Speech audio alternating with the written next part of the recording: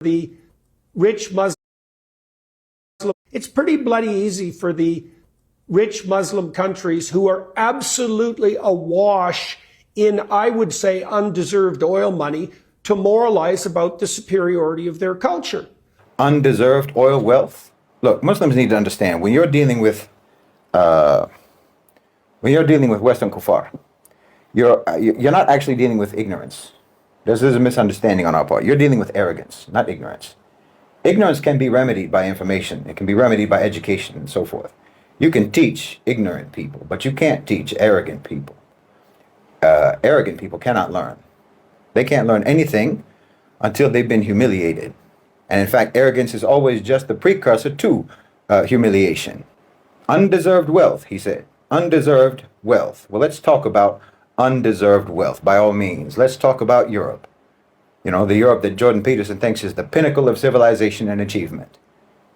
Well, Europe would still be wallowing in the mud and battling plagues, and they'd still be tearing each other to pieces in endless wars, internecine wars, continental wars, if they hadn't spent centuries pillaging the global south to make themselves rich. And no, wealth that is obtained through uncivilized means does not civilize you. You got richer, but you sure didn't get better. Your industrial revolution was built on the backs of stolen resources. You have to acknowledge that fact. It was built on stolen resources and enslaved labor. Cotton from India, sugar from the Caribbean, gold and diamonds from Africa, on and on. Entire continents were drained dry to fund Europe's prosperity, not to mention the misery that you inflicted on your own peasantry, on your own workers, creating one of the most ruthlessly classist societies in history. Even at that time, your fancy aristocrats were still defecating right where they stood, in their own palaces. I mean, you were so brutal to each other that your own people ran away from you and started America. That's how that started. They're trying to escape from you. But they were all just people from your same so-called civilization, so they were just as brutal as you. They weren't any better than you. They were escaping from you, but they weren't better than you. They just copied you and they took it even further. I mean, America, land of the free, land of freedom and opportunity. Let's be real. There would be no America without the genocide of the indigenous people, without the theft of their land, and without the transatlantic slave trade. There would be nothing called America today without those heinous crimes. Is that wealth deserved? Is it? I mean, while we're on the topic of oil wealth, let's talk about America's deserved oil wealth, state by state, massacre by massacre, and theft by theft. What do you see when you see a picture of the Texas oil fields pumping millions into the pockets of American oil companies? Well, I'll tell you what I see. I see indigenous genocide. That's what I see. Texas was home to the Comanche. It was home to the Apache. It was home to the Kanankawa, the Native American tribes. Well, they were all displaced. They were all slaughtered, or they were infected with diseases by settlers. The U.S. Unilaterally annexed Texas after the Mexican-American War, which is just a war that was built on lies and greed, but that's a whole other topic. That's not wealth that's deserved. That's wealth that's soaked in blood. You can't deny that history. What about North Dakota? That's another fracking area. Same story. Broken treaties, stolen land, massacres like the Whitestone Massacre, systematic destruction of the Lakota, the Dakota, the Mandan tribes, while oil pipelines like the Dakota Access Pipeline desecrates what lands that those people hold sacred, violates indigenous sovereignty. Is that deserved wealth? No, it's theft. It's wealth by deception and violence. What about Oklahoma? You've heard of the Trail of Tears? The death march where thousands of Cherokee, thousands of Creek Indians, so-called Indians, and Seminole people, Native Americans, died. That wasn't just a tragedy, it was theft on an industrial scale. They forced Native Americans into Oklahoma, off of their original lands. They forced them into Oklahoma, and then they stole the land that they gave them when oil was discovered there. That's the real story of oil wealth in America, but I assume that that's all deserved. This is how you come to deserve your wealth, apparently. You Viking, you marauder. You think that God accidentally put your wealth and your resources in other people's lands, and you just have to come over there to collect what is rightfully yours. It's been misplaced by God in other people's lands. That's what underlies Jordan Peterson's indignation. Because look, in Saudi Arabia, oil exists under their land. It's theirs. They didn't colonize the world to get that oil. They didn't take it from anybody. They didn't wage any wars to get the oil that's underneath their land. They didn't commit genocide to get the oil that's underneath their land. They didn't enslave entire peoples so that they could claim the oil that's beneath their own land. That wealth came from natural resources which they inherited by Allah subhanahu wa ta'ala in their land, not from the misery of others. But the West can't fathom this. Why? Because their entire empire is built on the opposite principle.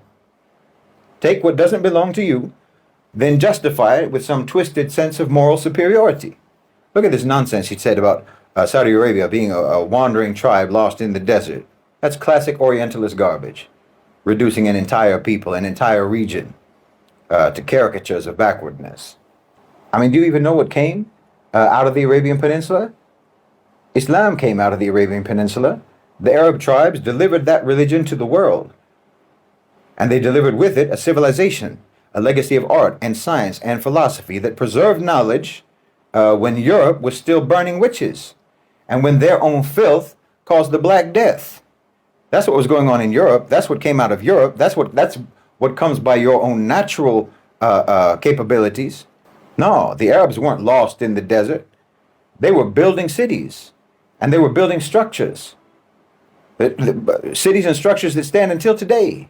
They were founding universities, libraries, centers of learning, advancing mathematics, astronomy, medicine, so on, and engineering. While Europeans couldn't even figure out basic hygiene. Lost? No. The West was lost, and they had to borrow a map from the Muslim world just to find their way out of the Dark Ages, and they still couldn't make it. What would Europe look like today without the centuries of brutal colonial conquest? What would Canada look like, Jordan Peterson, if they hadn't wiped out the indigenous people? No, if the West had actually stayed within their borders in Europe and actually traded fairly with people, respecting the sovereignty of other nations, well, they would be nowhere near the global hegemon that they claim to be today. They'd be a backwater. So let's not pretend that this so-called moral high ground that you're standing on isn't in fact a mountain of skulls.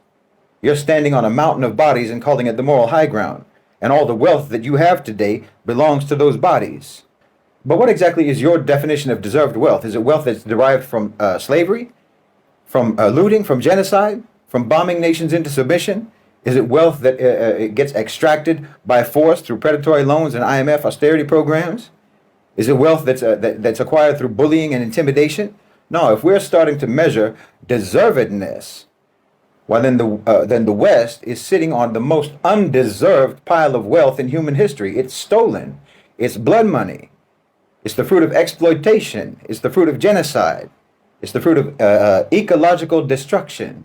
It's the fruit of oppression, injustice, and tyranny. That's why all these types, all these Jordan Peterson types, why they all rant about so-called open borders, because they don't want the people that they stole from to come over to where they took their stolen goods. Why, if Africans and Asians and Central and South Americans, if they want to come over to America or come over to Europe, well, they're not doing anything but coming over to where all of their own stuff has been displaced.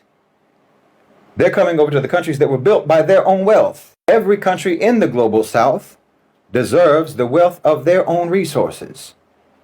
And Jordan Peterson, you can just cry about it. We know you're good at that. You're always ready to shed a tear for any young white men who feel disenfranchised from their undeserved supremacy. So go ahead and cry about Saudi Arabia's oil wealth that you don't get to take. Because if you took the collected tears of all the victims of the West and unleashed them upon Europe and upon America, well, there wouldn't be a single city that wasn't underwater. It's pretty bloody easy for the